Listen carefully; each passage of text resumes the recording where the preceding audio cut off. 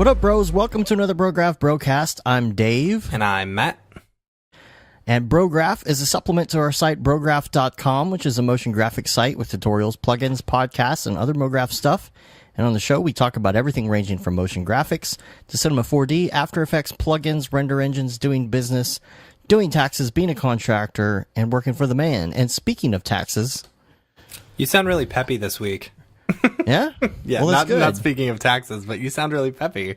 I got a little bit of rest this weekend, finally. Yeah, that's good. I didn't. You didn't? Both my kid and dog peed the bed this morning, so... Oh my gosh. It sucks. That's a lot of pee. It is a lot of pee, yes. Yeah, but at least we weren't working for a few days. That's kind of, we needed that really bad. Yes, it was my wonderful, most beautiful wife in the entire world who I love dearly. It was her birthday this weekend, so big happy birthday to her, my wife. And coming up this Friday, my wife and I are going to have our 10th anniversary. Oh, wow. Yep. It's the 10 anniversary, right? The 10? 10. Okay. Is that the traditional thing? Is to give 10? I guess. I don't know. Which is great. That makes presents really cheap. And easy. I mean, I'll just grab some tinfoil out of the cabinet. Here you go. Here you go. I made you a tinfoil hat so that NSA can't wiretap your brain. Wrap a box in tinfoil. Well, that was easy. So, we I don't know how we're gonna top the last one, dude. I don't know how we're gonna top the past 2 weeks. It's like, hey, welcome back to a normal episode of Brograph. Right. Yeah, exactly. So we're gonna try, but we'll see. We just finished corporate taxes, which is always down to the minute. Dave just finished corporate taxes for us. Oh, I'm so glad that's over. Yeah, so glad that's over. We got our W-2s, our Schedule K-1s. We're out of here. Yeah, I can finally do my own taxes and figure out how much I owe the government. Yeah, but the numbers came about to where we thought they were, so we're good. We're good. Just make sure you get those taxes done. And if you're a corporation, too late. Too late. You should have them done already. So, I don't know how we're gonna top that, but man, yeah, the people episode last week was so good. Like, it was so good. That guy is so cool. Like, I like him so much. Yeah, that was a lot of. I wish that he was coming to NAB. Yeah, me too. But we need to that's go not going to pan out. FITC or whatever. Yeah, totally. The Federal Insurance Trade Commission or whatever. Altitude Studio 1 on Twitter said, what did he say? He retweeted us from our podcast and said, nothing better on this snowy day than Dead Mouse Cube thing and Beeple.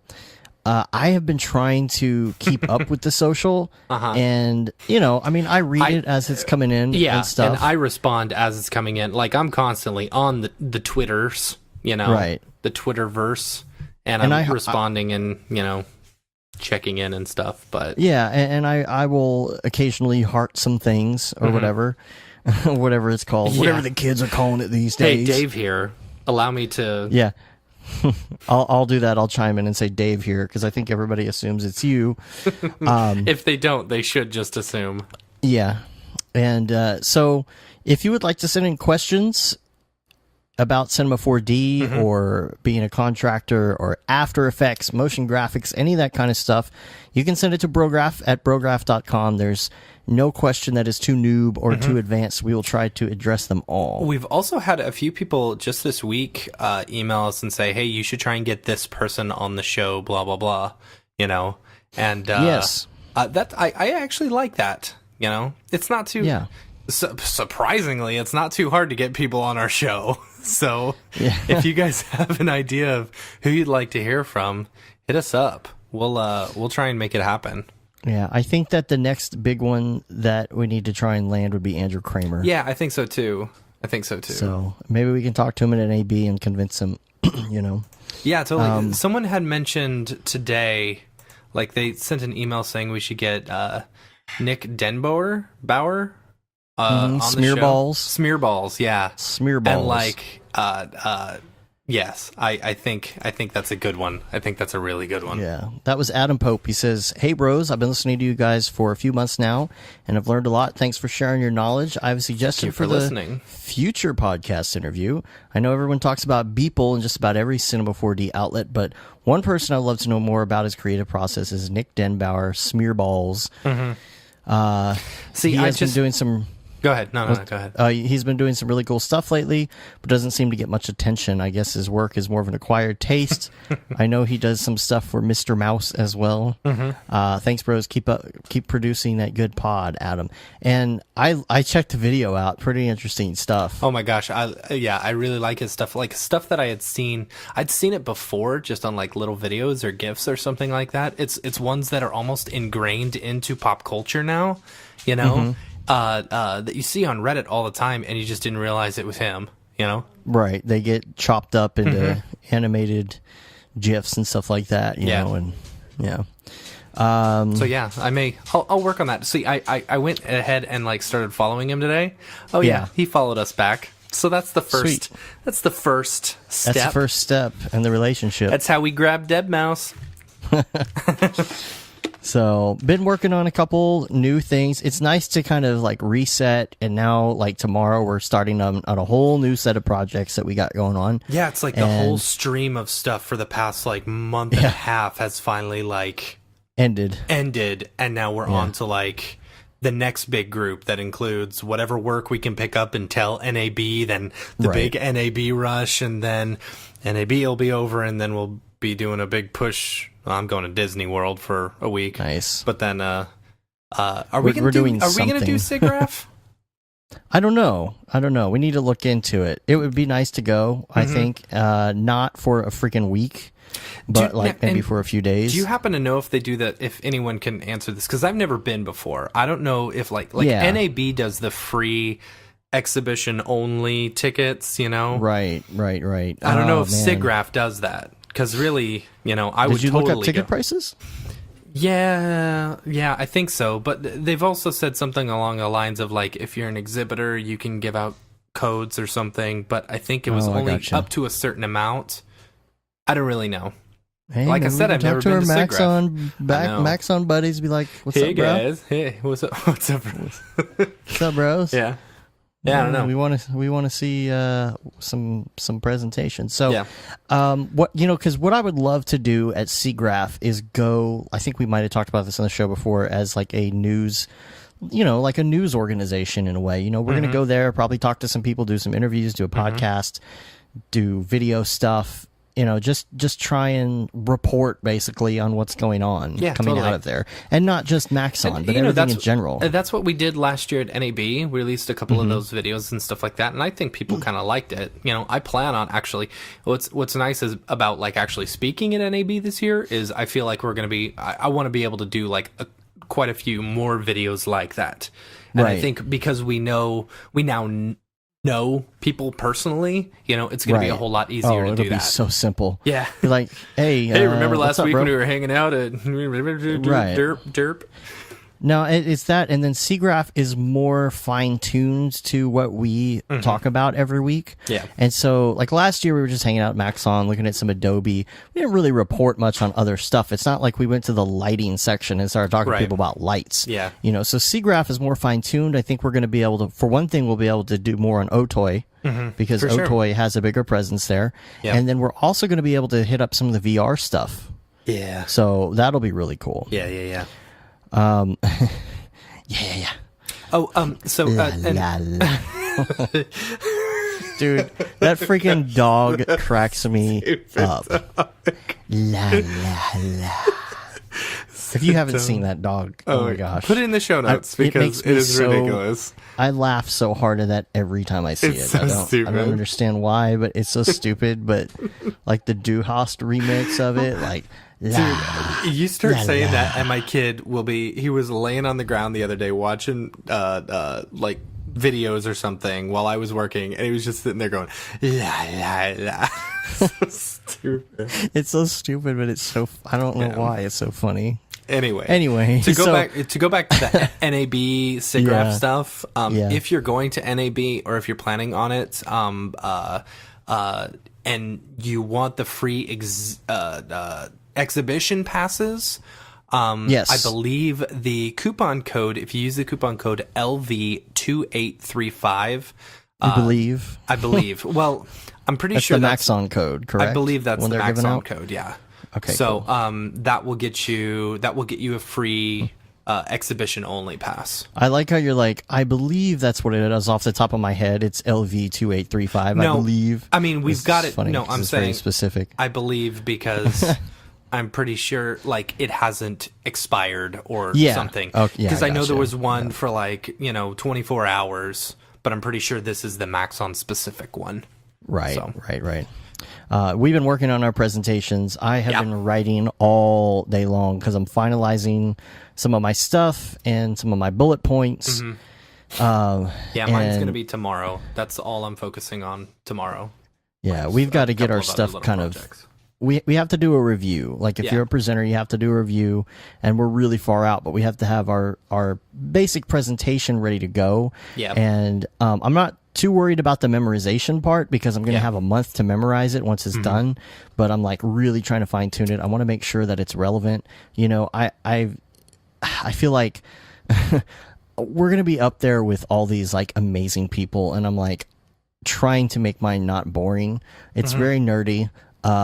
It addresses a lot of things. I think that Yeah, but still, the nerdy stuff is like the best part. True, Like true. I'm gonna get up there, and everyone like online or on Reddit or something is gonna be like, "I knew about this. This is stupid. Why is Right. this guy talking? He's only speaking because he's got a podcast and he knows people in Maxon." Yeah, I That's don't know probably if that's what true. they're That gonna is be actually saying. true. But the thing is, you want to make it relevant to people who are new as well, and because I they're coming to feel see like what it is. Yours is going to be much more focused. I don't know, on the people who do know. it every day. Or Some of my less on the- subjects, some of my subjects are very matter.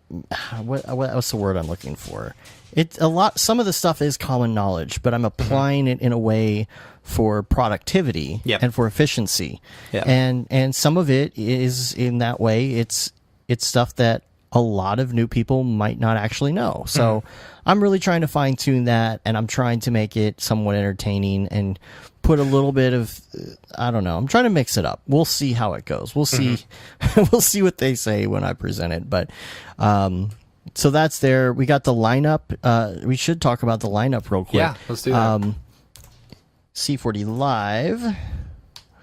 C40live.com.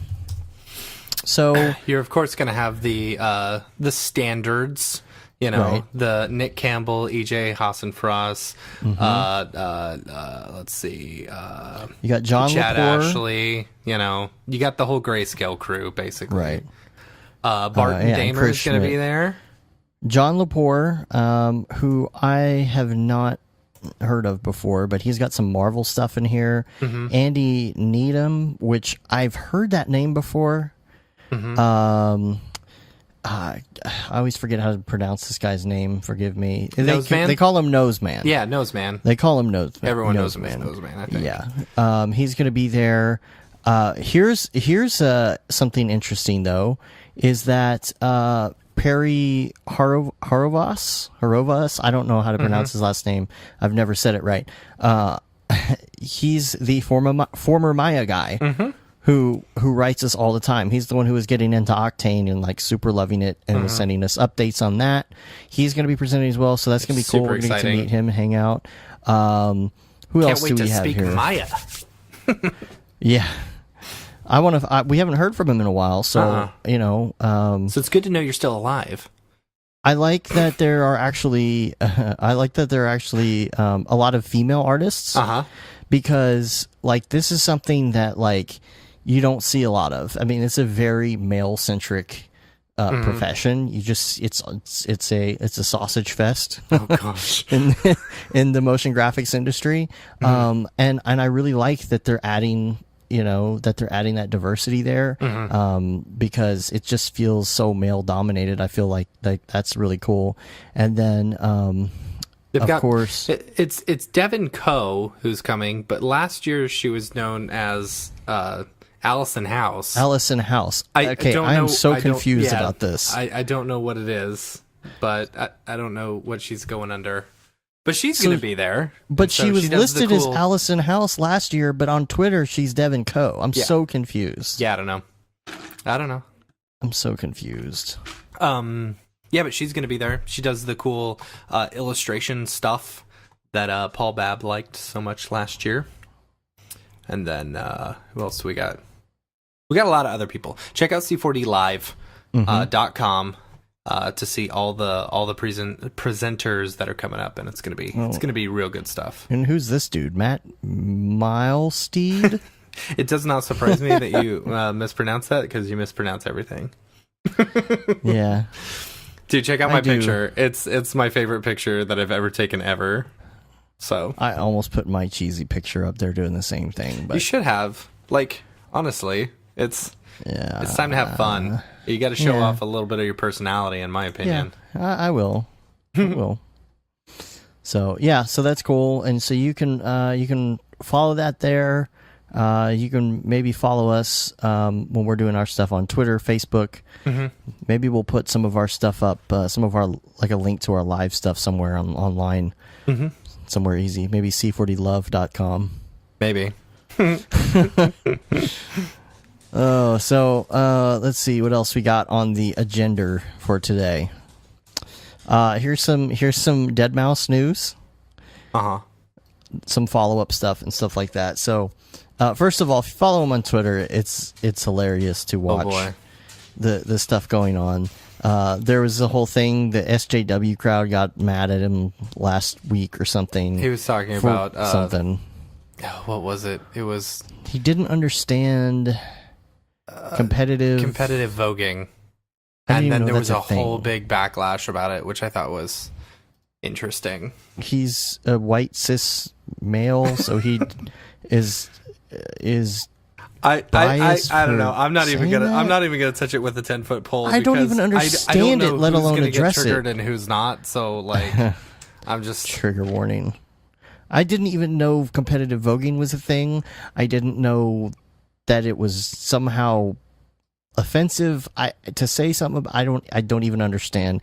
The kids these days, I just don't understand. The kids these daid, the kids with the hipping and the hopping and the bipping and the yeah. Okay. Anyway, so also.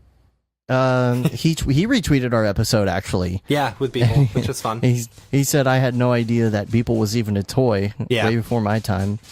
And okay, so this is interesting. My daughter she went camping this week for spring break, right? She's 7. She went with her grandmother and Poppy to go camping and stuff. Where'd they go camping? Car ride in Oklahoma. Okay, like Texoma? No, I forget exactly what the name of it was. It wasn't. They've been to a couple places. This is someplace new. I don't remember what it was. Lake Travis?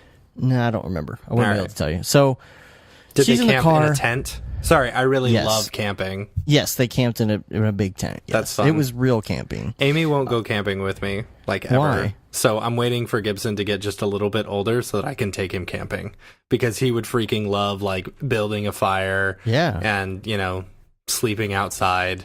Hunting. And peeing in the bushes, because he takes any opportunity he can to pee outside. Wiping your butt with a pine cone. That kind of stuff.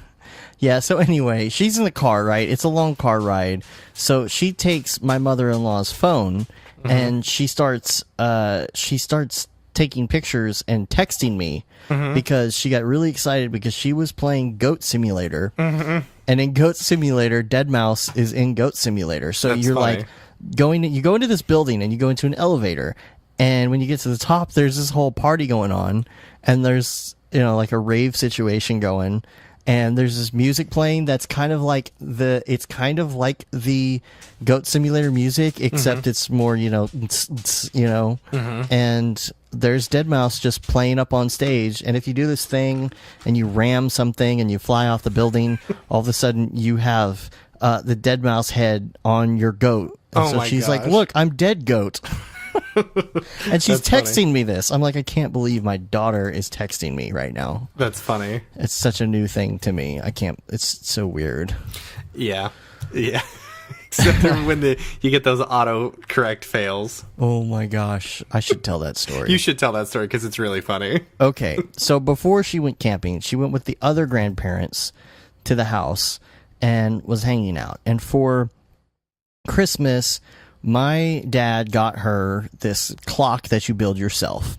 And we have a history of clock builders in our family. Like my grandfather, like it was a big deal, like building clocks and stuff. So my dad was building this clock with her. And so she sends a text to my wife.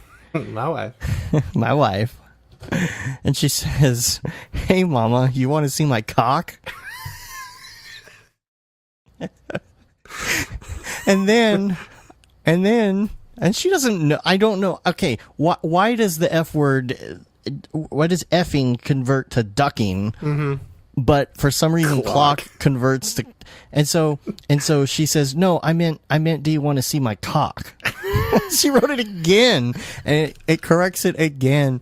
I was freaking dying. That's like, really funny. Oh my gosh, it's the way she said it too. I was like, oh. She obviously she has no idea. It was just right. Oh my gosh. So anyway, dude, when your kids start texting you, it's the weirdest thing. Yeah. So apparently weird. The goat on the dead mouse goat is dead goat, only with the T being a 7. Nice. According to the official Goat Simulator wiki. Well, I was thinking about that too, and I was like, did they have to like license that? How does that work? I don't know. Weird. Goat Simulator. And okay, so there's also, I'm going to put this link in the show notes as well. There is My Brother, and Me, which we talk about quite a bit on, I think, on the show. We've mentioned it quite a few times. It's one of my favorite podcasts. And they have a TV show now on CISO. There's this clip, and you can find it where somebody, they have a lot of clips that people have turned into cartoons and stuff for the podcast. And there's one that's about Dead Mouse, and it's so freaking funny, where it's supposed to be Dead Mouse's mom, who's like talking to him and saying, "Drop the bait, just drop it. Your cousin Skrillex would have dropped the beat by now." You gotta see it. I cannot do it justice. That was a pretty good impression. And Brady M. Walsh sent us a tweet, and he said that the fans are called the Horde. That makes sense. We were curious about that last week. Because I've seen him referencing the Horde, so that makes sense now. Because on the live stream it said, "Welcome to the Horde." Yeah, that makes sense. Yeah. Anyway. So there's a video. Actually, I want to throw this out here. Like, I'm going to completely derail us right here. Let's finish the Dead Mouse section. Go ahead. There's the video series on the Cube itself and the new Cube. I think it's a 3-parter. I'll post the link to YouTube. I believe it's NVIDIA, right? Is NVIDIA doing it, or is it just a... It's his YouTube channel. Yeah. Okay. But it's something I think that Tate Towers created. So. Oh, cool. Yeah. All right, okay. Go ahead. So I'm going to derail us here because this is something that I would really like to get opinions from people. I'm not saying we're going to do this. It has been... I just want to know what people think about this, because right now we're doing the podcast for free, nothing. We're not doing advertisements or anything like that. And that's what I believe we plan on continuing doing. Right. And I've seen people do like, but you know, we're also thinking about what could we do in order to monetize, because, you know, we're a business. That's what we do. I mean, we would really love to do just the podcast and like tutorials and stuff full time. That's what we would love to do, you know? Right. And plugins and all that. And plugins and like meetups and stuff like that. Meetups I would love to do all the time, you know? Right.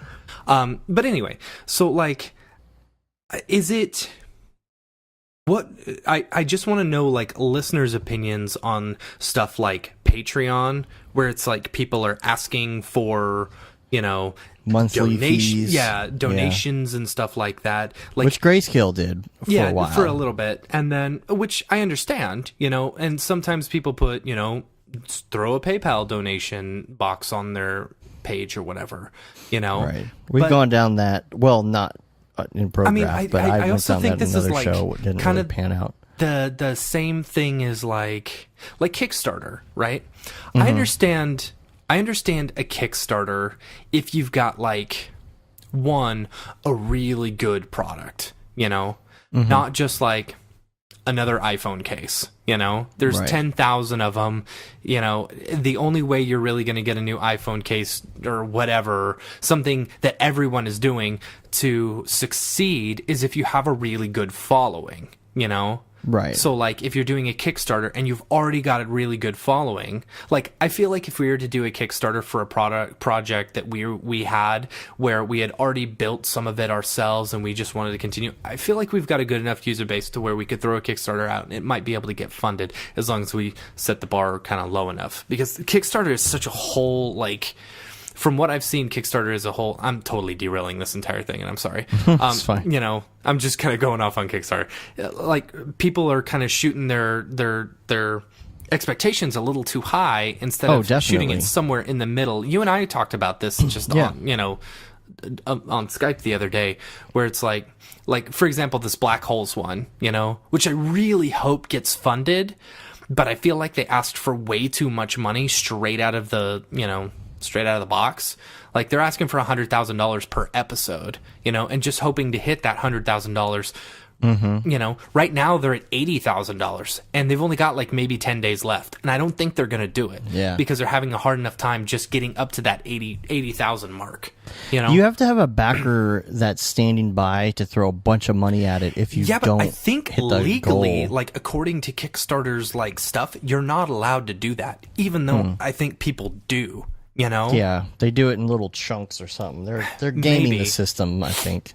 So I don't know. And there's a lot of advertising that goes in that too, where you like they'll spend like $10,000 on freaking Facebook advertisements, Instagram advertisements, just to try and to push it and to get it out there. Yeah. It's I don't know. So like it's like things like Patreon, things like Kickstarter, things like, and I know Ash Thorpe does this with the it's not the Collective podcast, it's the Collective, what is it, the thing that he does, his channel. You've got different people doing like their channels and stuff where you're paying a certain amount per month in order to watch their live streams and stuff like that, or at least interact on the live streams, Right. And I'd really like to know what people's opinions are on it.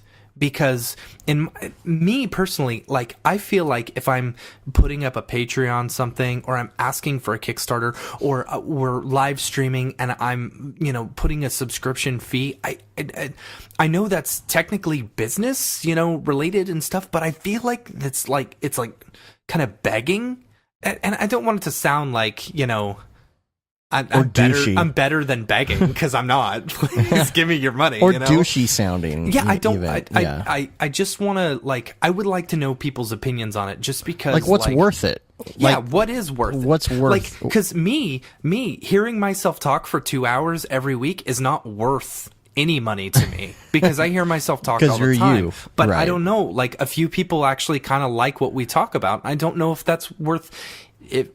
Monetizing at all, if I don't know, or you know just what I'm rely saying? on plugins and stuff. Yeah, Right. Which the plugin stuff, I mean, that has value to it because you can use it every single day. Right. Versus this, I mean, it's like, I don't know, paying for entertainment, or stuff like this. Like, I don't buy music. I buy Spotify. I pay for Spotify because Spotify is like $10 a month, and I can have almost every piece of music I could ever want. Yeah. Right, exactly. But it's like, and I pay for cable so that I can get all these individual channels that I want streaming on my TV or on my phone, instead of paying for individual channels. But it's like, I don't know. Maybe I'm just cheap or something. Well, you're just trying really to see. I think it depends on the audience too. I feel like look at Deadmau5's audience, and you have like, I don't know, 300 people at any given time watching his stream, and a bunch of them, not all of them, but a bunch of them are paying $4 a month or whatever it is, you know, to be able to comment and all that, right? And sometimes you wonder, okay, well, maybe that crowd will do it, and maybe the motion graphics community won't. Yeah, I don't know. Just trying to feel it out. Like, and I feel like that we're so close with a lot of the people that we, like all the people. I feel like the people who listen to the show, we also know almost, personally or something like that. We talk to them all the time online We do. and all that. But You know, we're not going to make the podcast pay anyway. No you know, way, never. No. You know, the But only it's, thing I you think know. no, actually, Dave wouldn't let us ever take any advertisers or any sponsors because he No, we could wants take to be- sponsors as long as they weren't in this industry. Oh, okay. You know what I mean? Like, Yeah, but like- still, like, if we got Squarespace as a sponsor, I talk trash about them all the time. I hate them. right. You know? And then you would be like, oh, I don't know if I can say that. you Yeah, know, exactly. And it also has to be something that's worth it. You know, we do something like Dollar Shave Club. Let's be honest. No motion graphic designer actually shaves. That's true. Oh my gosh, I can't even tell you how many extra razors I have from Dollar Shave Club. I know. But I'll tell you, it's amazing having the extra razor. It's true. I'll shave once, and then 3 months later, I'll only use a razor once, and then I have throw it Harry's. away. I got Harry's. It's the same way. I've got the razor.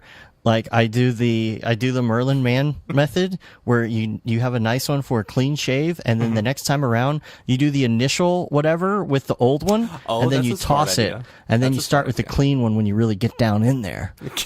But again, I barely ever shave, so you know. That's the kind of thing I'm thinking, because then it's not contradictory, it's not conflicting, you know, like freaking, you know, like ranch computing, you know, that kind of thing. So Yeah, I know.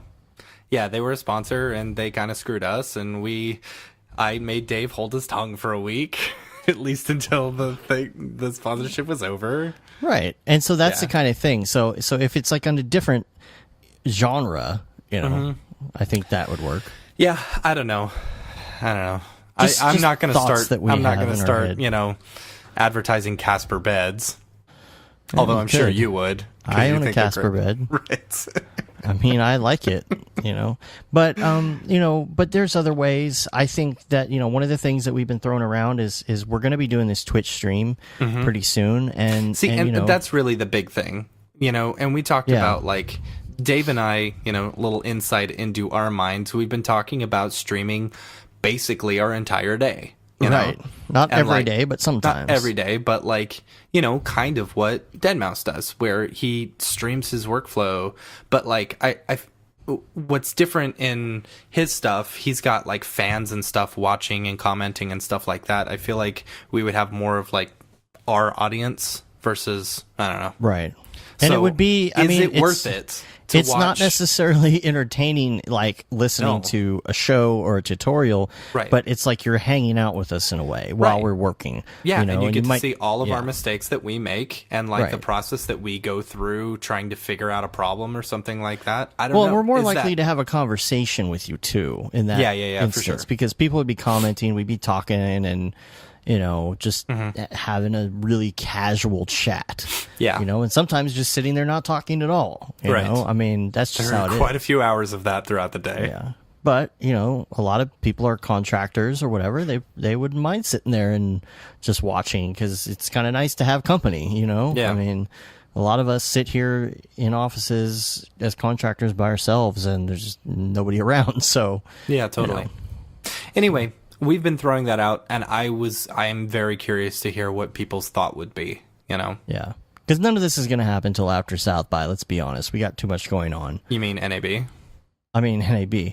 I have Yeah. South by on the brain because we Yep. just went to South by. Yes, we Good did. segue, huh? Yeah, I know, right? Oh, I ruined it by saying it was that. but- totally a mistake. Yeah. So so we went down to Austin this week, and we hung out with Matthias and Patrick. Uh-huh. And man, that was fun. We kind of was- wrapped up work and went and just chilled for a little bit in Austin. Yeah, totally. That it was a lot of fun. You know, it's just a 3-hour drive down, and then we hung out for a couple hours. And I gotta say, I freaking love Patrick Goski. Like, he is. I mean, I love both of them. They are such cool people. Patrick is so mellow, so chill. I loved having him on the show a few months ago when I went to Washington, D.C. Like, he was such a fun guest to have, and he is one of the most amazing sculptors in cinema ever. Like, I have ever witnessed. So, like, you know, I've talked about how sculpting in Cinema 4D is, like, it's my go-to fun thing. Like that and Real Flow are my two, like, I want to have some fun. Let's play around, you know? Yeah. And like being able to just see him work and like literally like people were walking by. It was weird. It was the video game. Oh geez. That was loud. The video game event at South by, you know, instead of like the I don't know how it goes. It wasn't as fun as NAB. That's what I'll say. Yeah, you've got music, you've got interactive, you've got like film, video games. Video games are kind of the newer thing there. I haven't been to South by in quite a few years, so the video game section, they were in interactive, and then they came down to the video game section the day we were there. So it's really weird because it's mostly video games and like card games, and there's a lot of people dressed up doing cosplay stuff and people playing Dungeons and Dragons.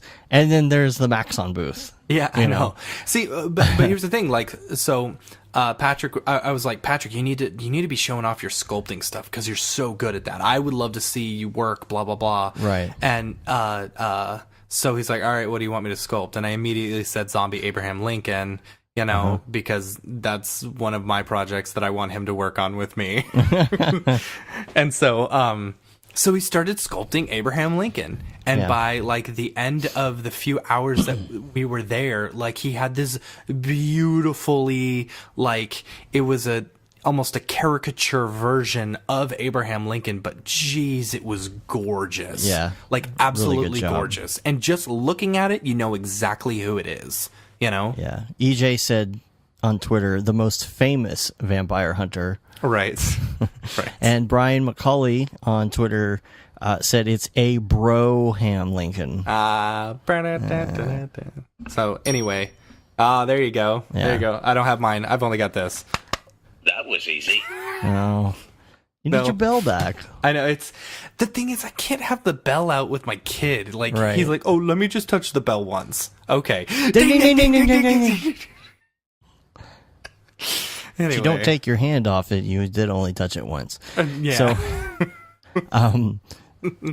that works on so many levels. Oh, all right. gosh. So, the other thing, it was interesting because you have these game people coming up, right? And they're coming to the booth and they don't know, like, this isn't like NAB where a lot of people already know what Maxon is and know what Cinema 4D is. Like, these are people who have never seen it before, or maybe they're in a slightly different industry, or they're thinking about gaming stuff. And so, like, they're coming up for the first time. They're seeing him model Abraham Lincoln, and they're like, what is this thing? You know? And so, like, people were thoroughly impressed watching him do this, you know? and the demo's playing there too, Yeah, with the a bunch of demo's demo playing. stuff. Yeah. I don't know. It was cool. It was a fun experience to be able to see kind of the stuff, like, and they just, I mean, they sit there answering questions. Shout out to them because they like Matthias and Patrick, they travel a lot for Maxon, and they do a lot in order to get the word out there. So big props to them, you know. Yeah. What else did we do while we were down there? So we finished up. We headed back, but before we headed back, we went and met up with Anastasia B. Well, yeah. While we were there, we saw Jeremy Cox from Imaginary Forces. That too. If you guys didn't catch his NAB presentation last year at the Maxon booth, you should go back and watch it because he did Imaginary Forces did the opening to the South by Southwest Gaming Awards, and it was actually one of my favorite pieces from last year. And I did not catch that last year because I was hungover. You know, I swear you were with me, though. I was not there. I swear you were with me because I showed up soon after. Oh, well. That was the day you're like, I'm going up there, and I'm like, yeah, I'll catch you this afternoon, bro. I was up till 4 a.m. doing God knows what. So, oh man, I met up with like 5 different sets of friends that night in different ridiculous. places. It was insane, dude. And then the last day, Thursday, like we left Friday, and we literally stayed in our room all day. We were done. We were fried. We went and saw that magician. The magician. Yeah. I forgot about that. And then we went back and he was gone. We got to hang out with Jeremy Cox and it was really cool. Like he was Imaginary Forces was doing the this year's South by Southwest Gaming Awards intro again, and he just released it today. So good, actually. So it good. is so good. It's in the notes. Yeah. Check it out. It is fantastic. Like just the stuff that they are doing is incredible. I'm guessing that was Octane. I don't know. I don't know. Hard to tell, but like there was it is hard to super tell. depth of field stuff going on, and Yeah, like, the tilt shift. And, I feel like the biggest thing that like gives Octane away is the emission textures and stuff like that. I feel like a lot of people are using like black body emission textures and stuff like that in order to, or the texture emissions. You know. Yeah. I don't know. I feel like that's a big thing currently. That's a style currently. But well, whatever. he hit us up too on Twitter, and he said, 'cause I "Great said to it finally was meet you guys awesome. in person." He said, "Looking forward to hanging out at NAB," and man, that video is just so cool. It's like there's this whole space trend going on right now, an astronaut trend. Space. I think it's all David's doing. Yeah, it's all David's. Yeah, I think so. It's not Cornelius's spaceman floating outside. No, not at all. No, it's all David. Yeah, it's all David. Which, if you haven't seen David's video, we're going to go ahead and put it in the notes. Yeah. So it's funny. I think I'm even mentioning it in my NAB presentation. Oh, are you? Yeah. Okay, I'll make sure and mention it too. Yeah. Well, you know, he mentioned us so much last year Right, in I his know. presentation. So, Just let it crunch through this, and I'll just watch a David Ariev music video. yeah. So, yeah, we went back. We met up with Anastasia B, which was awesome. Yeah, that was super cool. It was super cool meeting, like, someone who's like just a listener of the show and stuff like that. It was really cool. Now, this was awkward, right? Okay, What? so my favorite awkward moment. So she's messaging us. We're messaging back and forth on Twitter, and she says, "All right, I'm here at the place. I'm in a white shirt and a ponytail." I had no idea what she looked like because her Twitter picture has like her face covering her hands covering her face. So I walk in, I immediately see this woman, in a white shirt and a ponytail walking towards us, and I start like hysterically waving, I knew it wasn't and she her. doesn't even look at me, and then she starts walking away. I go, "Anastasia?" And like nothing. And it wasn't her. It wasn't her. I don't at even all. think she noticed that girl noticed you. I that don't woman think noticed she you. did. But geez, No. that's still embarrassing. I was like, no, that's not her. No, he's no Anastasia. so anyway, Anastasia, no here. Anastasia, no. Yeah, so we had fun. We talked about Mography stuff, and Yeah. we told her that she needs to go to NAB because it's just such a great deal. Yeah. All it's of just- you need to go to NAB, really. Yeah, it's such an awesome time, and yeah, that's the week, man. That was actually a lot of stuff that went on this week. Yeah, it was a good week. It was, I don't know. It was started fun out and crazy, it was busy. and It started out crazy. and then we By finally had Wednesday some time night, we were done. Thursday was good. We took Friday off. Man, it was cool. I went to the Thank God. aquarium, had a good time. Been catching Yeah. a lot of Pokemon lately. I got to 'Cause I'm hang back out with on my that. wife. My wife. We went and got gyros, Gyros. Zeki's, and just chilled. It was a good Mm-hmm. time. So That's good. I don't get to do that often. So, all right. So now check this out. Time to talk about Unity. Yeah. Okay. Yeah. Okay. Go ahead. Start it out, and then All right. I'm gonna. All right, so here's the deal. I've played with Unity a little bit before. I've played with Unreal. I've done some Unreal tutorials. I've been going back and forth on what I want. I was even talking to Matthias about this the other day. Like, when people come to you, because there's a lot of people, especially in the game section at South by, who are like, I work in such and such thing. I do video game design, and they want to use Cinema 4D to do modeling and all that kind of stuff, right? So, I have been trying to decide what I really want to get into. And one of the things, of course, that's pushing me toward Unity is the fact that Octane is coming, Now, here's the thing. I asked Matthias, I was talking about Octane being in Unity, and he says, it's already there. And I didn't think it was already there. I don't think it is. I think it's in a beta version right now. You can get it. But, I'm so new to Unity, I just wanted to install it and start learning it before Right. I really got into that stuff. Is Unity both Mac and PC? It's Or is Mac it and PC. Okay. Yeah, but I'm learning on PC because I want to be able to do VR stuff with it. Sweet. And now I can't do all the functionality, but the nice part is I can at least I have like the DK2, and the DK2 still works with the new Oculus like regular software. So you Okay. can still put it on and use it. You don't have hand controllers and stuff like that, but you can at least use it. And so I thought I'd put it on my new Razer laptop. I would I'll have lots of functionality, good video cool. card. Cool. I ordered one of those Chroma X whatever keyboards. Yeah. With the light up everything, The mechanical keyboards. mechanical clickety clack keyboard. So, and I've got the mouse. So I got this whole Razer setup going, in this other part of my office here, and so I decided to go that route. And I decided, after talking to Matthias too, he hears a lot of people saying they're using Unity. You've got the Cinema 4D integration, which, it is useful sometimes, but really when it comes down to it, you need to be using FBXs. But Right. there's also a really good plugin for that you can get on Cineversity to manage FBXs. And so I said, okay, well, I've done both of these. I've done VR in both of these. I brought in scenes in both of these.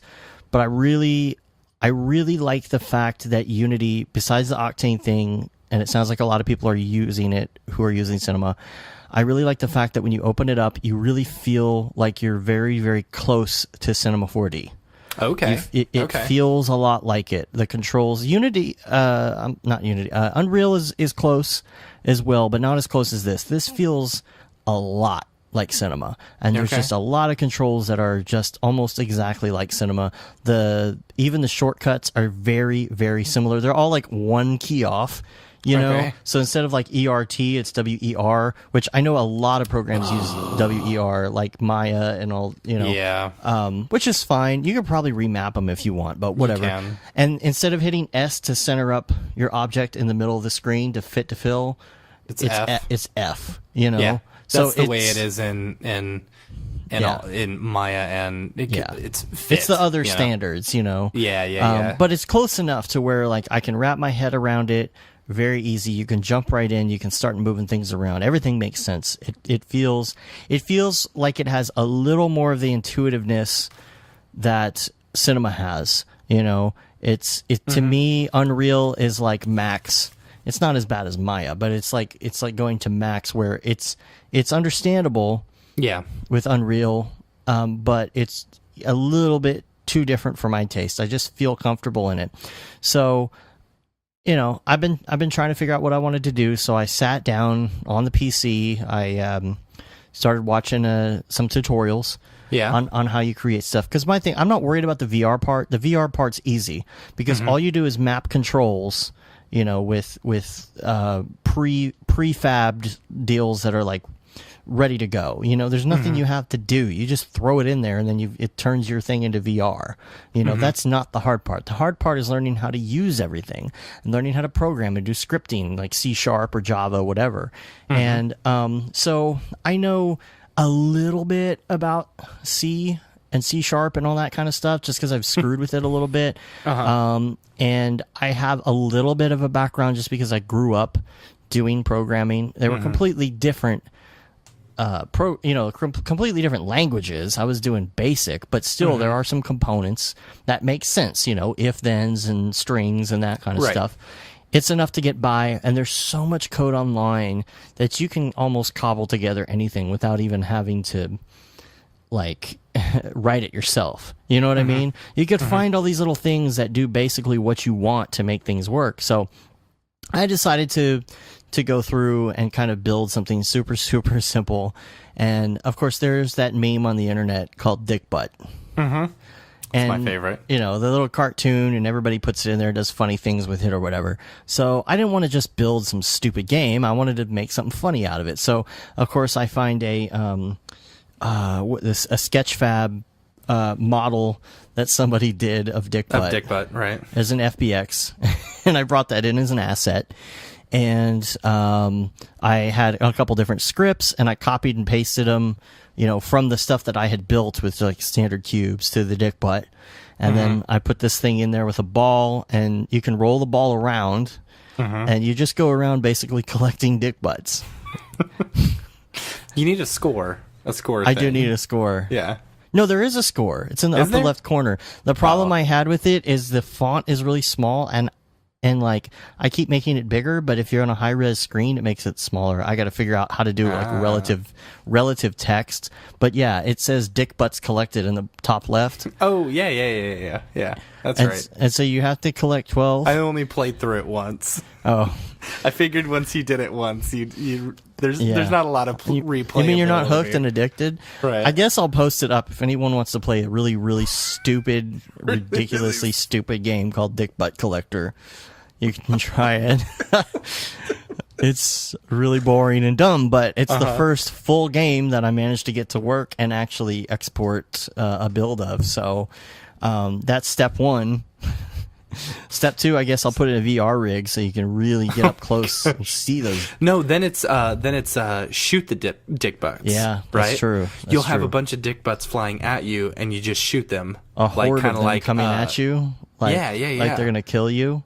Yeah, and if you get hit Yeah. by a dick butt, then You go to hell. I don't know. you get dick butted. Yeah.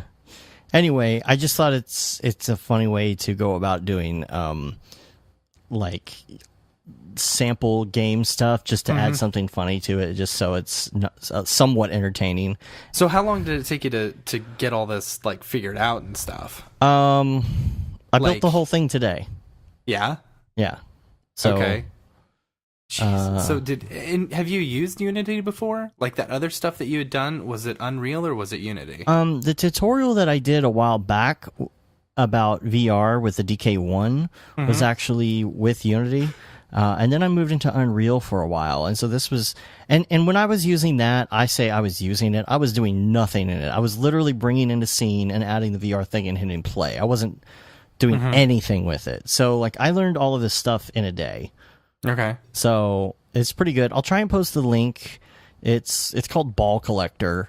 That's what it's actually called. Oh, okay. So you just kind of like use the exact same thing and just replaced an asset? No, I did, but it's not like I took a game and replaced it. Like I actually went through all the steps to create that game Oh, okay. from Okay, scratch Gotcha. and typed in all the code and did the scripts and learned how to do. I mean, it was like a full series that I learned, off the internet how to do, but Okay. I just did my own version of it while I was building it. Okay. I didn't like take a game that was already built and swap things out. I did start from Right. scratch. Okay. I like that. Yeah. I'm gonna have to give that a try because I got one game in particular I wanna build. So what But other? that one's pretty intense. You have other questions about it? No, that was it. Because I really just wanted to know your process and stuff like that. Yeah, I mean, So- I think I had only 3 scripts, I believe. One of them was like a master script for the player script. It was, so you kept adding stuff to it, because you have to tell it how to count, and you have to tell it when it cycles through to count again. You got to tell it to update on each frame. You got to tell the dick butts to constantly rotate around, at the end of every frame. You got to set, you've got to set your rigid bodies. Like the sides and the ground, things like that. Okay. The other stuff isn't rigid bodies, so you got to kind of tell it to be like a dynamic body. It's something about like if you have moving rigid bodies, I don't exactly understand it, so I'm trying to explain it the best I can. If you have moving rigid bodies, you want them to be dynamic, because if not, then it's doing this weird update thing every frame and it's just not efficient. I'm still trying to wrap my head around that whole thing. I don't know. Like maybe I need to look up some podcasts on Unity. Yeah. And start listening to them too and kind of immerse myself. We had people asking us, one guy in particular on Twitter this week, I don't think he's a podcast listener. I think he came from that whole Dead Mouse crowd and is interested in graphics in general and doing 3D and all that, and is like, well, what program should I use? Cinema 4D, or why is Cinema 4D better than Maya, blah, blah, blah. And I'm like, answering questions, and he's like, so what do I need to do to really get into this? What should I focus on? And I'm like, honestly, dude, just like immerse yourself in it, do tutorials, listen to podcasts, including ours, and just immerse yourself in this and learn techniques and all that. And I feel like, if you do that enough, like I think I talked about this on the show before, but Security Now. I listen to Security Now podcast, and it is like a college course on networking and network security and all of this. And I don't understand all of it. But if I just keep listening to it, like over the course of years, like I really end up learning a lot. And I'm like, wow, that makes sense now, you know? Like I don't know every single thing they're talking about. And I feel like maybe if I start doing that with Unity, maybe we can get recommendations from people of good Unity podcasts to immerse yourself in. Same thing when I got the 3D printer, I started listening to 3D printer podcasts, and I learned a lot. You know, and I didn't understand everything they were talking about at first, but after a while, it started to make sense. And so that's kind of my goal. I don't know how long I can keep it up because I mean, there's so much going on, not enough hours in the day. But you know, I have tried. Same thing applies with like music and stuff. I really try all these times to sit down and start learning something, and then it fizzles out, and I got to kind of start over. Yeah. You know, so if I could at least say, okay, I'm going to do this once a week at least for an hour, then the biggest thing is like having a project and, you know, like wanting to learn something, having a project that you know you want to build or know you want to design or something like that, and actually working on that. So the fact that you had like a dick butt collector, even though it's a stupid game, you know, like the fact that it was a game that you were building, you had an idea of what you wanted to do, you know, and you were able to build it. That's cool. Like, and I think you can get like super overly ambitious for stuff like that. You know, like the first thing I did is I sat down and I was like, okay, this is the thing I want to build. And then I was like, man, I don't even know how to get started. And I'm like, you know what? Maybe I shouldn't concentrate on making this giant thing. Maybe I should concentrate on just learning some basics first. And so I started learning basics, and that's how I got to that point. And I'm like, okay, I'm going to make this real simple thing, and then I'll go to the next step. You know, maybe some intermediate after that. I feel like even if you don't retain it all, because I mean that's the same thing that happens with tutorials in Cinema 4D, right? Even if you don't retain every single bit of the entire thing and what you typed here and what you clicked here, you'll know enough to say, okay, wait, I remember that I learned this when I saw this tutorial, and you go back to the tutorial, oh, it was that piece of code, right? And then, you know, it's enough to know, okay, now I know how to go back to where I was, figure out what piece of code was missing, what plugin, whatever it was missing, and then bring that back into my program. If you do that enough, you know, that's kind of like how you learn, and eventually it will stick. But you have to just keep it up. It's you know, 10,000 hours rule thing. It's like, it takes a long time, and if you keep stopping, you're going to forget. It's like every time I jump into Nuke, it's like starting over. Yeah. Word. So other stuff we got on the agenda for today. I just wanted to mention CUDA sign, because I don't know if we've ever talked about it. I think we've talked about it before, like we? just in passing or something. AKA signnow.com. Yeah. They split and they came back together. It's well, weird. There are two programs or two online things that we use a lot in doing business. Yeah. One of them, of course, is the amazing, awesome Wave apps. If you guys haven't used Wave apps, I give my 100% total full endorsement for Wave apps because they are so good at creating invoices, sending invoices, getting paid through these invoices, you know, and being able to track all your income coming in. Like, it is fantastic. And it's free. And it's free. And then CUDA sign isn't free, but it's like $60 a year. Yeah. That's really not bad at all. And it's unlimited in, like, you can get as many documents signed as you want. And I'm just thinking about that because I've been using it a lot, especially in the last few weeks. Just been a lot. I mean, contracts, NDAs, if you're not doing all contracts with your clients, you should be. And if you're going to be doing contracts, you should use CUDASign. I mean, it's a good resource for being able to, you know, write up a contract and say, hey, here's my contract. I'm sending it through my people. Well, and it's a third party. That's Right. the other thing. It acts as a third party in the signing process. So you can't say, "Oh, he forged my signature," or one of those things. You know, or right. I didn't get a copy back, or any of that. It's the third party saying, "Okay, here's the copy for both of you. Both of you sign. It comes back, and then it sends you both a copy." And it's just nice. And it has limitations on the $60 a year one. but it's enough as a contractor to pay your $60 and you have just as many just generic signed documents as you want. You just load a PDF, and then you can just type in the fields that you want. You want a signature here, you want a date here. You can have it save your signature. So I've got my signature saved. So on my version, I just click signature and stamp it on and type my name. It's good to go. And say put today's date on it, and drag it where you want it. It's really simple. So yeah, it's a good online resource. And then we got this McDonald's ripoff, another McDonald's ripoff. Yeah, so a few months ago, someone had tweeted at Syriac, and McDonald's had basically ripped off. This was one that we were super pissed about, and we kind of talked about it for a long time. Well, I was just going through. I can't remember who originally tweeted it. Wasn't it Syriac? Syriac was the one who originally tweeted it, but I saw someone had retweeted it, so I was looking at his. But so McDonald's again, like I don't know where it was. Like it was some Asian country, some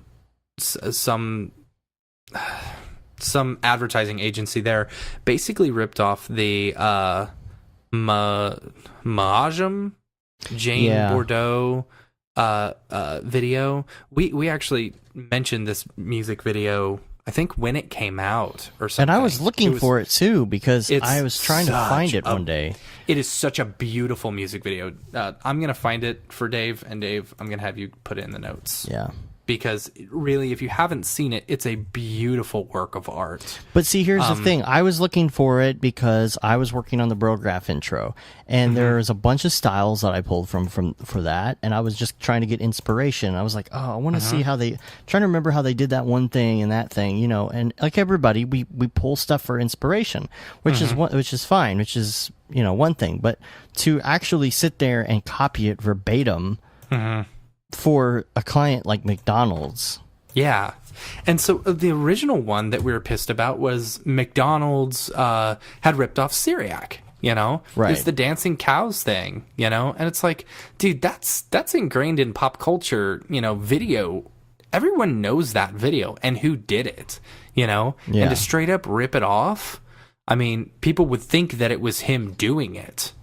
So, I don't know. You would think that after the first time, right, that they would learn their lesson and be like, okay, from now on, we're going to vet these agencies and make sure. But I really think, as a worldwide company, you've got, same with Maxon. Maxon has, Maxon Europe or whatever, and then it's got Maxon US, so you've got I'm sure you've got McDonald's Latin America, McDonald's Asia, McDonald's Euro, McDonald's Africa. I don't know if they have McDonald's in Africa, but anyway, so you've got all these different areas and stuff like that, so I'm sure all of them have their own different advertising budgets because these were two totally different continents. They do, but they're still. They're still sharing the same, crappy, ability to rip stuff off. Yeah. This, I don't know. If your company's allowing it to happen with one thing, then they're gonna let it happen anywhere, I guess. That's what sucks. Crappy. It's like, and you wonder, is there gonna be any compensation? Is there anything anyone can do about it? I mean, whenever you are I guess, if you get ripped off by a smaller company overseas, it's going to be really hard to litigate. And I think it's going to be a little bit easier with a company like McDonald's. You can just come in and say, hey, here's what happened, and I'm going to sue you, and, watch out. And, if you have a good enough lawyer who's willing to kind of take it on, because it's a no-brainer. This is it's so obvious, open and shut as far as this is concerned. But I say that, but yeah, you never know. But the thing is, hopefully they'd be able to easily get in there and get compensation, and there would probably be a lawyer who would take this. it just sucks because there are so many little guys that get ripped off like this, and sometimes it's not as easy as McDonald's. Sometimes it's like, some company you're never going to be able to find out where they are. What happens if one of us, as an artist, a single artist, creates something, then gets on Motionographer or is Vimeo Video of the Week or something, which I think this one was. Yeah, I think it was. And so, and then some other company, some big company sees it. Like, we put our blood, sweat, and tears to produce some of this stuff for free because they're passion projects and stuff like that, and then along comes some big corporate, $1 billion a year company who just freaking straight up rips off your work and makes a profit off of it. That's crappy. That's super crappy. Yeah. Anyway, there needs to be a way that people like this can protect themselves. That'd be a business in itself. Yeah, totally. So that sucks. And speaking of getting ripped off, there's another one. I think Chad Ashley may have tweeted this out. There's some sort of web browser that was kind of ripping off EJ's style. EJ's eye. And you could kind of tell that it was like a very similar style. The whole video is similar style. Like, somebody probably is a fan of EJ's. Yeah. Or maybe not even a fan, but has watched some of those videos, has gone through them, has done the tutorials. Maybe, I think it almost looked like Boyle was used on it or something. And then, of course, at the end for the browser, it's this giant eye that looks incredibly similar to his eye. And I know an eye is an eye, but like, this had the same kind of feel and texture and like cartoonish look. And it was like, really? It's like, okay, way to rip them off, guys. But yeah, just be original, people. Yeah, EJ said, if the contact lens fits, you must acquit. I don't know. EJ's so laid back and chill. Yeah. I don't know. I don't know if any of that stuff bothers him. The thing is, it's not as blatant. Like, it's not the same thing. It's not the same thing as this McDonald's deal, but it was just very similar. Yeah. Anyway. Yeah. So, optical flow meets flip fluids. You actually pointed this out. Oh my gosh. So I saw this on Twitter. It is absolutely incredible. So optical flow, actually, optical flow has a plugin in for Cinema 4D as well. So basically, from what I gathered, optical flow will basically take like video or whatever, and so however it moves, it will create movements based on, or it'll tell which way stuff needs to move. I don't know. I just did a quick Google search of it. But so basically, they're incorporating optical flow with flip fluids in Houdini, and so it's creating movement within the fluid using 2D video, which is absolutely, like, to watch it is so insane. The way, so they're getting actual 3D fluid movement from like 2D video of someone like dancing or swinging their hair around or something. It is one of the coolest things that I have seen in a while. So that's going to be in the notes. You should definitely check that out. And see, that's one of those things that that Houdini does so well. Yeah. It's just such a great the thing about Houdini is it's not intuitive, you know, but there's so much you can do with it. It was so powerful if you really know it. But I'm just noticing now, because I had written a comment on that video on Vimeo for that browser. Oh, you are? Yeah, I had written something, about, hey, way to rip off EJ there. And it's been deleted, of course. Oh, so it has? Yeah, they know. That's funny. Because they wouldn't have deleted it if they didn't know. Whatever. Anywho. All right, so let's move on to Ravcock. What's your flavor? What's your flavor? So, number one, I just noticed this by accident. Back in the day in Octane, in cinema, the big problem that I would always have is, like, let's say you put something on a model and it has multiple textures and some of them are mixed textures, and you copy that object and you open a new cinema file and you paste it in. Well, that mixed texture will come in because it's on the object, but the associated associated materials, textures, textures that go with that mixed material would not come in. So you'd always have to save it and then do a merge, open merge and bring it in. It looks like it works now where you can copy and paste. It'll bring in the associated textures. So it's something I never noticed because I'm not big on mixed textures. Yeah, so I just thought I'd throw that out there. And then I don't have a link for it, but this is in the Facebook Octane group. You can find it. Rafael Raul, he did an Octane card comparison between the 980 Ti and the 1080 Ti. Okay. Just basically by doing a couple different renders and showing what the difference in times were. Okay. Because people are wanting to know, and since we don't have like a real true Octane bench or anything yet, I know it's kind of a good deal. And also I've got a link to somebody posted. I'll have to find their name to give them credit here, but they put this out there as a Dropbox link. This crazy complicated like node based worn marble thing for Octane, and so I'll link to that as well. Cool. Yeah, so, all right. So now VR Corner. Ooh. Welcome to the corner. It's VR Corner. Come and join us in the corner. Who sings that? That's the theme song. That's the theme tune I just came up with. Gonna write the theme tune and sing the theme tune. Yeah, let's not. All right, Dave's gonna write a new one and he's gonna put it in right here. No. So, first of all, the Rift price has gone down substantially.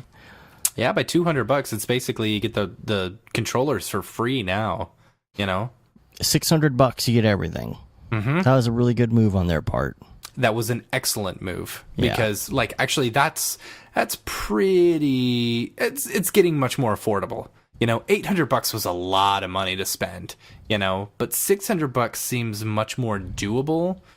Yeah, especially because it comes with a bunch of cool games such as Robo Recall now, which Dave has played. I've only played one level. But I finished it. Yeah. Man, it is so good. It is so good. The last level is just ridiculous. It is I was a big fan of Bullet Train, their original proof of concept type thing. Yeah. And gosh, Bullet Train was my favorite. Next to Super Hot. Robo Recall was supposed to come out with the Rift, and it wasn't ready. From what I hear, they spent like $10 million developing Robo Recall. It's insane. It is insane. It is so much fun, and if you're a Super Hot fan, you're gonna love this. Yeah, it's just awesome. And ArtStation actually has a great page set up. Substance Designer was used for a lot of this, and so. It's got this whole breakdown. I got this link from ArtStation where they show all the different individual models and pieces, and you can click and see a breakdown of how it's put together and like the textures and the Substance Designer stuff. Oh my gosh, it's so detailed. Like you rip a robot's head off and you're sitting there with it in your hand, just like looking at it, and the wires are dangling, and you can jiggle it around, and like the textures are just amazing on it. And so such a fun game. And Super Hot as well has updates. Yeah, this is one of the cool things. Like I was going through before we started the podcast tonight, I was going through Oculus, like the store, just seeing if there's any new games and stuff like that. And it's like all the games that we've been buying now have updates to them. Yeah. So it's like we haven't played them in a while, and it's cool that we actually get to go back and play them again. That new content. The Rec Room has a bunch of new games and paintball stuff. We need to do that tonight. We got so much we need to do. Yeah. I need to play. I just want to play VR all day, so. Yeah. How can I make money playing VR and learning how to build VR? Right. I don't know. even though I'm not good at it yet. Right. Figure that out for me there. So let's move to our email and social. We don't have that much. We have a lot of little tidbits and stuff. The French Monkey gave us a shout out on the website. I like that guy. That guy's great. So effing awesome. Really dope stuff, guys. Love the podcast. One of us. Keep them coming. One of us. Referring to the Beeple episode. And then Steve Emerson, who hits us up, I think, a lot on Twitter, but he actually, I think, does a lot of streaming, if I'm not mistaken. If it's the same guy. He said, bravo all around. You must have slept like babies after that epic run. Oh my gosh, you have no idea. I don't know if we talked about this, but basically... May have. I'm pretty sure we did. I don't know, like, the past 2 weeks have been just a big blur. When we got home, at like noon or something, and my wife was totally awesome. She knew that I hadn't slept in like days, and she let me sleep. She's like, I slept until 6. I slept until 6. It was so funny. And then like Deadmau5 like messaged us on Skype or something as almost all of us had woken up. Yeah. You know, and it's like, oh man, I just woke up from a coma, blah blah blah, about to hand off, you know. He hit us up on Twitter, that's what it was. You know. And so then I was like, yeah, totally, and I wrote a response. And then I went back to bed and slept until the next morning. Yeah, I did the same thing. Got up just long enough to eat dinner. That's funny because I don't really like McDonald's breakfast because it's just so awful for you that like it makes me want to go to sleep the moment I eat it. Like especially if you get something ridiculous like the McGriddle. Yeah. I love freaking McGriddle, but I never eat do. it. I never, because it's like, oh god, as soon as you eat it, you're gonna fall asleep. Like it ruins your day. Yeah, It's like, okay, my day is over because I'm gonna feel logy the rest of the day. So I usually eat like plain old boring oatmeal in the morning because it doesn't make me fall asleep. And so, like, I'm coming home and Christy's like, hey, my mom's going to pick up breakfast. Do you want like a McGriddle? And I'm like, she's like, you're going to sleep anyway. You might as well. It'll help you sleep. So I eat a McGriddle and I got like 6.5 hours sleep. That's and funny. I woke up just in time to eat dinner and then went to bed for another 8 or 9 hours. So yes, we slept like babies. Yes. Except, so like the weather's been super crappy lately, and like so I don't know. Like I think it's the pollen in the air is totally ridiculous right now. Right. So my allergies have been crazy. I've been waking up with horrible headaches and stuff, and my eye was twitching for like 3 days straight. If it's your left eye, it means that you're gonna make money soon. That's I guess. Yeah. And it was like super swollen too. What does that mean? I don't know. So I wake up with this super swollen eye and like I can barely keep them open, and then like I think it's all the allergy stuff, and like what's worse is like when your eyes all droopy and stuff like that because of allergies, it makes you feel even more tired. Yeah. So that's like, Texas for you. Yeah. Dude, I want to move to Canada. Mark Phillips. I really do. Mark Phillips said, listening to the podcast, can't stop laughing at I design DJ hats and pants. We haven't said hats and pants in a while. I think we might have said it last week. I think someone said it. Maybe David said it. Okay. So speaking of this nutrition, allergy and all that stuff. So here's a comment from Brian Klein. He says, hey guys, recently found your podcast and I'm enjoying it. A couple things. First, your NAB section, I don't believe you mentioned the Media Motion Ball. If so, sorry, but not. This is a party to go to at NAB. It might be a little too late to get tickets now, but check it out if you can. And actually, as part of the Maxon thing, we'll all be going to that. So, and the second thing, less important, but wanted to comment since I've been a bit of a nutrition nerd. One of you talked about getting sick after going in and out of cold, warm weather rooms. Almost certainly did not make you sick. Check out Tim Ferriss if you're interested in learning about hot, cold exposure. That was me. I was talking about being sick when I went to Miami that one time. Yeah. That would likely stimulate your immune system and enhance cognitive function. Now, the thing about that is that you can still get tickets for the Media Motion Ball, by the way. they're still available. Cool. The thing about that, I think, it like for us, because we live in Texas, it's we always mention, oh, it's hot and it's cold and it's hot and it's cold. It's not that we don't really specify. It's not because it's hot and it's cold that it's messing with us. It's because the allergies are so crazy here that like it gets cold. And then, like, when it gets warm, like, all the pollen and stuff kicks up again. And then it settles, and a cold front comes through, and it, like, blows all the stuff through. And then you get allergies from that, and then it settles. Like, it's going between, like, different seasons every day. And the pollen and the weird things, it wreaks havoc. And not only because of the pollen, but, like, if you have an allergy to, like, say, grass as opposed to trees, or trees as opposed to grass, or both, it'll flip-flop back and forth.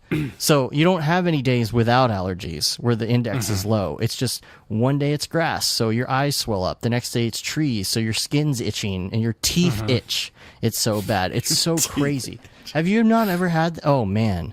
No, when your I've had like the allergies back so of my bad- throat, like right behind my jaw. That's always the worst. Needless to say, it all, for us, you and I especially, and lots of our friends and family here in Texas, it all comes back to allergies.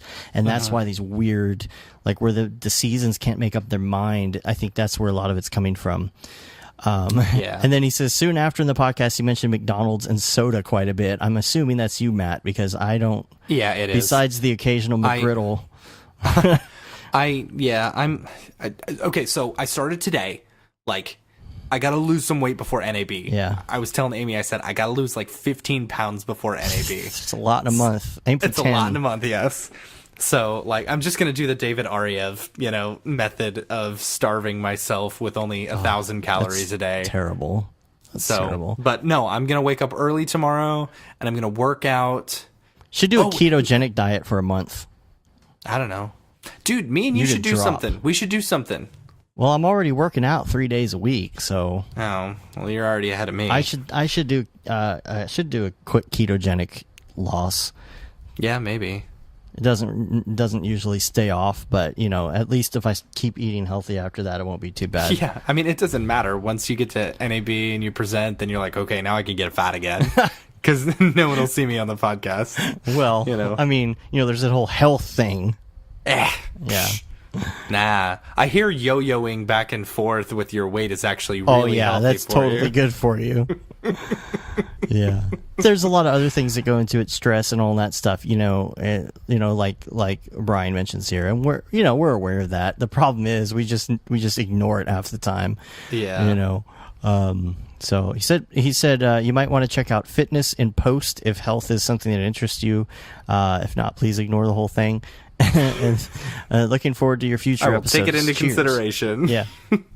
So we also got a lot of response back too. Remember a few weeks ago, before all the craziness went down, we were talking about PCI slots, and I heard back from Sage about this. I think he messaged me on Facebook. We had some other people hit us up. Jake Caldwell, he says, "Great show as always," and he said, "Dave is right. 8x or 16x lanes don't make much of a difference on the time." Gamers Nexus did a test on that matter and has data to back it up, and so there's a link. I'll put that in the show notes. He's talking about whether or not that makes that much of a difference, and especially when he was doing some comparisons too when you have like a couple cards that are SLI'd, like a 16 lane that's SLI'd with an 8 lane, stuff like that. Isaac Reutman also sent something about that. He said there are motherboards that have 4 full 16 PCI Gen 3 slots, but the PCI lanes is also a factor of the CPU on the i7 motherboards. The i7 can only go up to 40 PCI lanes, and some lower-end CPUs only have 24. So it can give 16 lanes to the first 2 cards, and then it has only 8 left for the third. Yeah, that makes sense. So it can do 8 PCI lanes for 4 cards. Some motherboards use a secondary chipset like the PEX chip to add more lanes, so they're not limited to the CPU lanes. And if it's a dual-socket Xeon motherboard, it can have 80 PCI lanes. The long story short, most times it's not going to be a huge difference, 16 to 8. So, hopefully that clears that up. Especially, I mean, totally clears it up for me. I mean, I was like, I know some of those course, words. I understand everything. Akira 1 said, okay, I got a real one. Video textures in Octane. I can get it going in the live window, but not in the final renders. That's weird, because normally I can't get it going in the live window, but I can get it going in the final renders. I haven't had one or the other, but you cannot use movie files of any sort. Yeah, it has to be actual like image sequences, right? Right. You got to do an image sequence, and you have to go in and manually set. You know how you can do the. I want to say you can use video now. No. You just can't use it as like a. I tried it recently. It's not. Oh. And maybe you can't. It's just hokey. Just go with the single frames. You're gonna have an easier time with it anyway. I think like some of the deal with it is that you have to go in and set. If you do a movie file, you can actually say calculate frames in your animation tab. You can't quite do that the same way in Octane, so you have to type it in manually. I think if you throw, instead of using an image texture, if you throw it in as a normal texture, I think you can do that. Not even a normal texture, but as a just like as a a load cinema image or whatever. No, yeah. as a basic cinema texture material. I think you can. You can do it that way, and you can load it. But still, I don't think it works with a movie file. I think it does. I think it does. I have to go run a test. But if you're having problems with it, that's my suggestion. Maybe because I'm pretty sure on this last project that I was using an actual MOV file. That's probably that's the problem I may have been having. Is it was just hokey. Yeah. Like it wasn't working right, and I just switched back to regular image sequences, and everything was good to go. Okay. So, RM Sky Coupier, Coupier. I just like Coupier. I don't know. I'm just being fancy. Grats on all of your recent success and working with Deadmau5 and getting people on the podcast finally. Mr. Flippity Floop. Flippity Floppity Floop. Mr. Flippity Floop 4. Oh, no, just Flippity Floop. We just called it Flippity Floppity Floop. He says, love how Beeple starts and everyone starts slowly swearing. Great to hear Beeple legend. Yeah. That's funny. It's been a very swear-filled past few podcasts. Yeah. So. And then Alien Activity said, I'm on Octane 3.04 and I've been dragging nodes on top of the lines between nodes. I was right. See, you were right. I was right. All right. Do we have any new reviews? Are you looking for them? Nah, I just looked it up. No, nothing? No, we don't. Dang, if we're not offering a shirt, then nobody wants to review us. I know, right? I see how it is. So you can rate us on iTunes. You can leave a review. Subscribe to the podcast. If you're just listening online, like with just an audio player, just subscribe to us somewhere so that we get our numbers up. You can also subscribe numbers to up us on were YouTube. really great. We've had a lot of new listeners lately. Our numbers were up significantly from last week, and like just from the past 2 weeks, numbers are up like crazy, ridiculous, and we really appreciate every single one of you. You guys really have no idea how amazing you all are to us. Totally. And you can subscribe to us on YouTube as well, which is also going to help us in our numbers on YouTube. We've got all our videos go up on there, so you'll get updates whenever those things come out, the podcast and the talks and the tutorials and all that. The newsletter, we've got some good signups for the newsletter recently, and we should do one of those at some point. You can say you're talking about all the rest of the stuff. You can say you've been there. All the stuff we've done lately. Sorry, I'm interrupting. You can say you've been there, done that, got the T-shirt, but the no Brograph. I can't speak anymore. No Brograph, no Brograph T, and then there's also the Paul Babb shirt that you can get. Paul Babb 2020, Feel the Bab. And we got another shirt that's going to be coming out soon. All the proceeds from the Paul Babb shirt go to Doctors Without Borders. Mm-hmm. And we have a new one, a new shirt that's going to be coming out soon. We have a new one coming out. We're having Gaten DeSimone, amazing. We have commissioned him. we have commissioned him to create a original Gate and DeSimone art piece Brograph t-shirt. Yep. So we're in the works. I don't know. He said he sent us the first initial drafts, and we're super excited about it. You know, it's very Gate and DeSimone style, and I like that. Yeah. I like that because I like his style. So yeah, it's gonna be good. We should have that. I don't know. We're gonna have it before NAB, which is exciting. Yeah, for sure. So because we'll be wearing them there. Yeah, we'll be wearing him there, and then yeah, I don't know. We've got a few extra T-shirts that we're gonna be printing just for myself now that Dave has finally uploaded the images for me. Yeah. And we're on Facebook, we're on Twitter, Instagram, and of course YouTube, Brograph.com, and later on this year we're going to be on Twitch as well. So look out for charging that. all you people to watch us work every day. Like $1. Not really. I don't know. Tell us how you feel about that.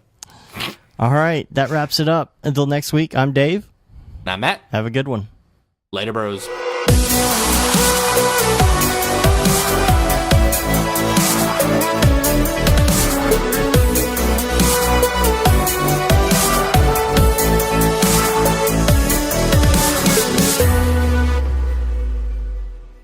It's pretty good, I guess.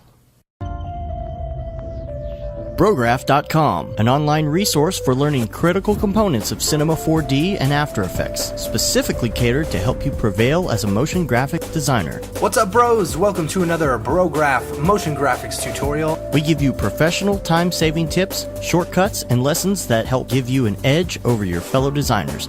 Not only this, but our new Brograph Talks help you in your file management, hardware configuration, and client relations. I love projects that scare me. When our art director comes to us and asks for something that I had never done before, man, it gets me pumped. Join us for live sessions, check out our crazy Cinema 4D experiments, or just watch our Fun with Brograph series, where we show you practical applications for techniques learned in previous tutorials. Do this from the beginning, and your client is going to respect that, and they're going to respect you, and they're going to respect your time. Subscribe today and get automatic updates on the latest tutorials, tricks, tips, and inspiration brought to you by industry professionals Dave Koss and Matt Milstead, all with a slight dash of dry humor peppered in. Real nice banana. Brograph.com, your source for tutorials that will help you thrive in the motion graphics industry. Don't just play around with Cinema 4D and After Effects, master it, and make money by becoming indispensable at your workplace. We don't care how you get here, folks. Just get here. Subscribe now to Brograph Tutorials.